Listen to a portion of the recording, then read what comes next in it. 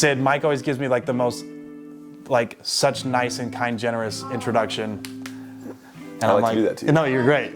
No, I know he does, but it's like. No, Sid, stay. I just sit here for like 30 seconds as he just names off all of my accolades, which I appreciate. We do all the accolades. This is good. We should leave this to the intro. We should just leave it right now. All right, well, we're back on the channel. This is Good Kind Network. Parker Van Dyke, obviously now a staple here with GKN, and welcome to Parker Van Dyke and Good Kind together. And tonight we're talking Alex Rodriguez, the doc that just came out, Alex versus ARod. We both really liked it. It was a three-part series. The first thing, we were just talking about it prior to shooting this video, was that Alex really shouldn't have left Seattle, and let's just start there. Yeah, first off, great documentary. Great for a documentary to finally not be about the 04 Red Sox. I feel like every documentary coming out is about the 04 Red Sox, but I love it. It's great doc. It's a great doc. Yeah, great doc. Come on, I'd only need one. I don't need three. Were there three after the comeback? There's like the 30 for 30. There's the Netflix one, and then there's another one. There's another one that like Matt Damon's putting together. I don't know, but there's too many.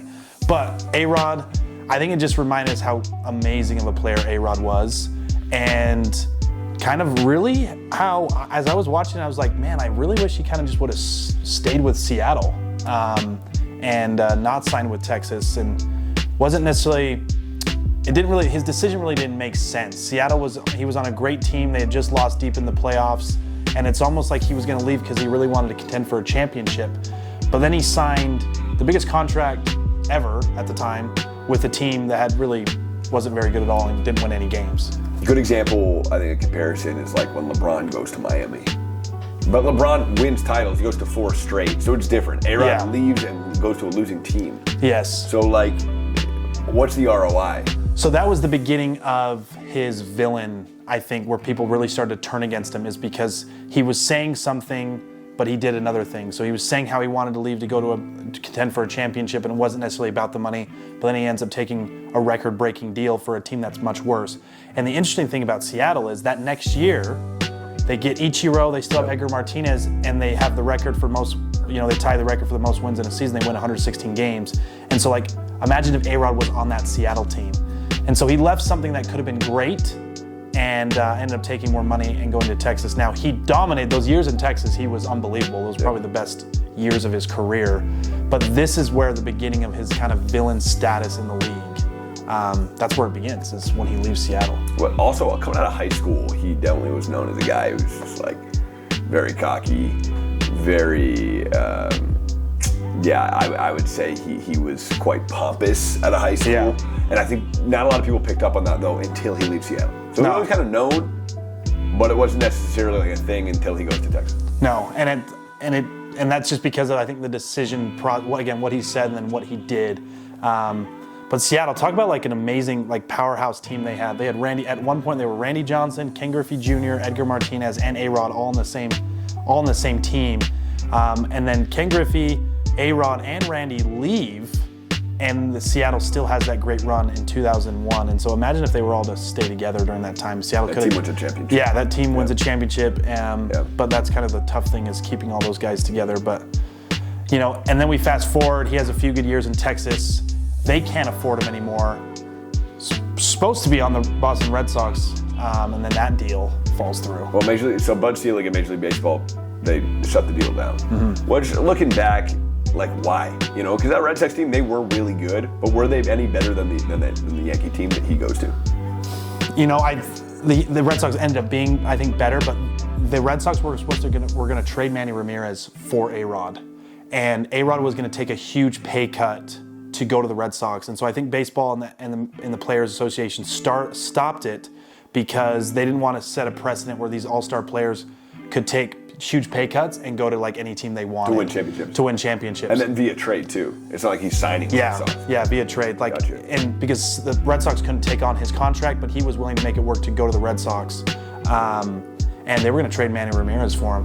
That deal ends up falling through, but then the Yankees take on his contract and pretty much don't give up much for him because the Rangers are just trying to get rid of his contract. They can't afford it, so they pretty much just get like Alfonso Soriano back for ARod.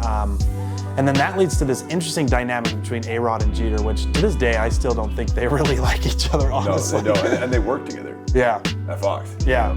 which is interesting. I think Jeter's precedent was always about winning. Jeter was always locked in on winning. And if you watch The Captain, it's the same thing. Jeter talks about winning. It's all he cared about. And he was big on like, hey, I'm in New York. Hey, I know I'm Derek Jeter, but if I don't play well today, I could be gone tomorrow. Yeah. And I don't think that ARod had that same mindset. No, and I also think ARod said some things about Jeter in the middle of, early before he went to New York that rubbed Jeter the wrong way, and Jeter never really forgot about it. ARod was saying that like Derek's a fine player, but because he has such a stacked lineup, he never has to really carry a team. Or like when you play the Yankees, you don't have to worry about Jeter because you have to worry about Giambi and Bernie Williams and Jorge Posadas and these guys that hit around him because he has a stacked team. Where ARod was pretty much the only player on Texas and still winning MVPs, and so they never seemed to be the right fit there. I remember Derek always saying like, why do you want to come here? Like, I'm already here. I'm already the shortstop. Why do you want to be here?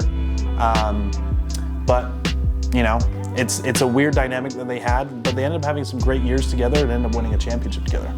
If they don't win in 09, it ends up being I think retrospectively, like a bad move. Yeah. If the Yankees don't win a championship with ARod in 09, like, what was the point of him going? Right? Exactly. And he had great regular seasons in New York, and he won a couple MVPs there.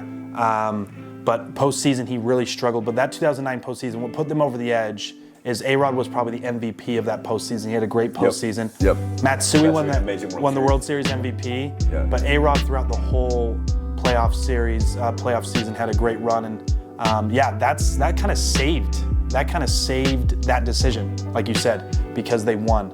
But obviously, ARod had some the issues with the steroids too, which really taints his legacy and really taints him as like a great Yankee. Well, and that kind of gets into the conversation of, hey, if you do steroids, should you not be able to go to Cooperstown? Because there are so many guys that were great who indulged, right? Jose Canseco being one of them. Yeah. So I don't know. That might be a question for another day. Yeah, maybe that's its own video. But that whole era, really. I mean, Bonds and Clemens and Rafael Palmeiro and Sosa and McGuire and all these guys. And the thing about a lot of these guys, especially ARod and Bonds, they didn't need them. They didn't need steroids. Like ARod was winning MVPs prior to taking them.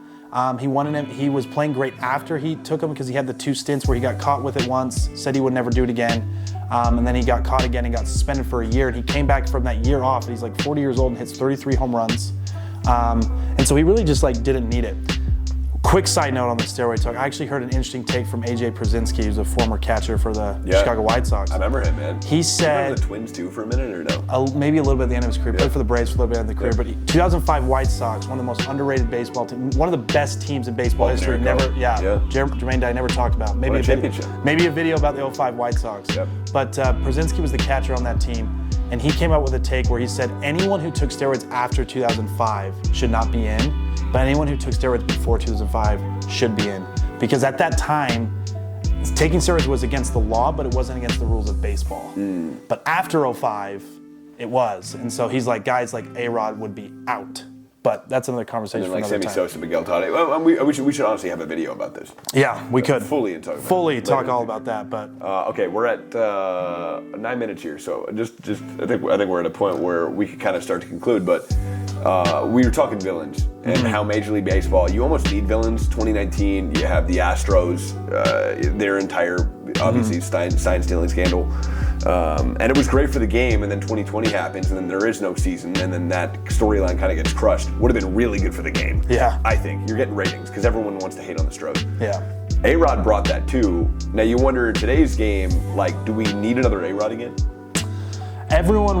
Fans watch games to cheer against and to cheer for and passionate about. And so right now, I think usually the fans as a whole go against the dynasties. So I don't think we have an individual player that as easy to like kind of go against as ARod. Maybe as like, I don't want to say repulsive, but like opposing, I guess, is ARod. But Controversial. Yeah. Good point. Yeah. I think it's more, but right now I think the team, who everyone's going to rally around actually against in today's game is the Dodgers. Yep. Because they don't want the Dodgers to continue to win. And it's a big market. And so, but there's no one, I don't know if there's a guy in the league with ARod's status and his the scandal that's connected to him, where it causes so much like hate and passion towards. Yes. Yeah. There's no like galvanizing guy. No. But there is. But it's always good for baseball, whether baseball admits it or not. If you have someone to cheer against, or you have someone to cheer for, that's always good for the ratings. All right. So last, let's just talk about the documentary. What you thought overall?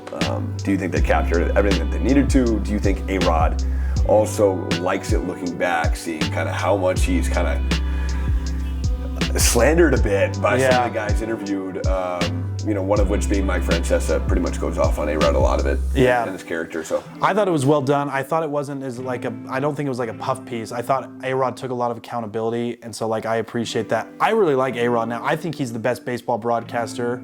Yeah, he's the man. I would love him. I wish ESPN would get Joe Buck back on baseball and have ARod be his color guy. So I love ARod. I love him as a baseball analyst. I think I do kind of notice and recognize kind of a change in his persona. But I think the interesting thing about the documentary was like, he kind of was this Dr. Jekyll and Mr. Hyde, right? Alex was the nice guy and ARod was kind of the arrogant, pompous one. Yep. And you needed both to have a successful career.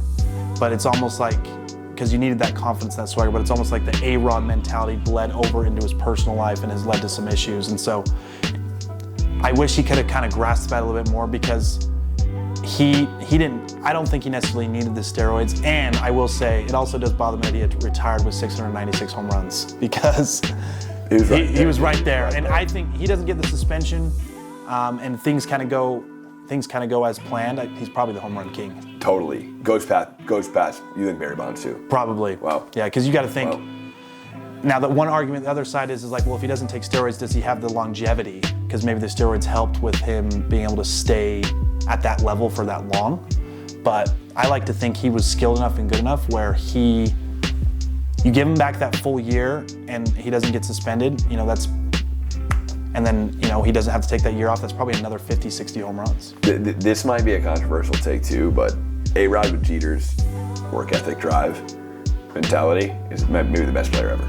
Yeah, and he was on that path. And I think, again, the funny legacy of ARod is his career and his legacy is so interesting. It's almost like if he could have just stayed, if he would have stayed clean, and if he would have like stayed with Seattle. And won a championship in Seattle and stayed on that path.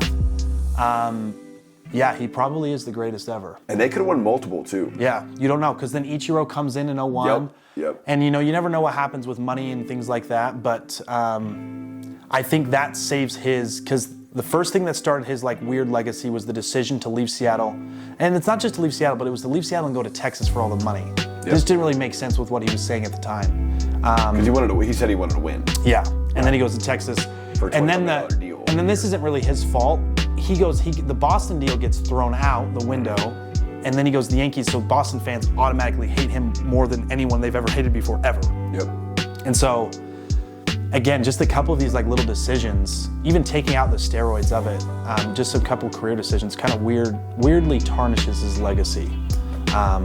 But he still is one of the greats, and I was reminded of that during the documentary. Interesting, yeah. I think like, and he kind of admits it too. Like, had ARod, and I think a lot of it goes back to his dad, but had ARod had a solid head on his shoulders, like, probably goes down to the top 3 ever. Yeah. Hank Aaron, him, and I don't know, maybe Bonds, and Bonds or but Ruth. And I think I don't think it's wrong to consider him in that, and consider that conversation still to this day. Yeah. Like, he's in the conversation. He's in the conversation still. It's just like his legacy is just a little off.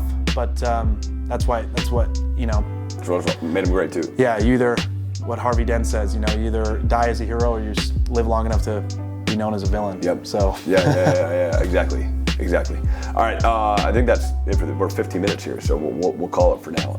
Park, we'll be back with videos soon this week. Some more content. Anything else we got on the agenda here with? Just stay tuned, man. Good Kind Network. There's more stuff coming your way. I guess we may have to do a 2005 White Sox video, a steroids video, and more high school games coming your way. All the time, baby. We'll see you soon. For now, we're out.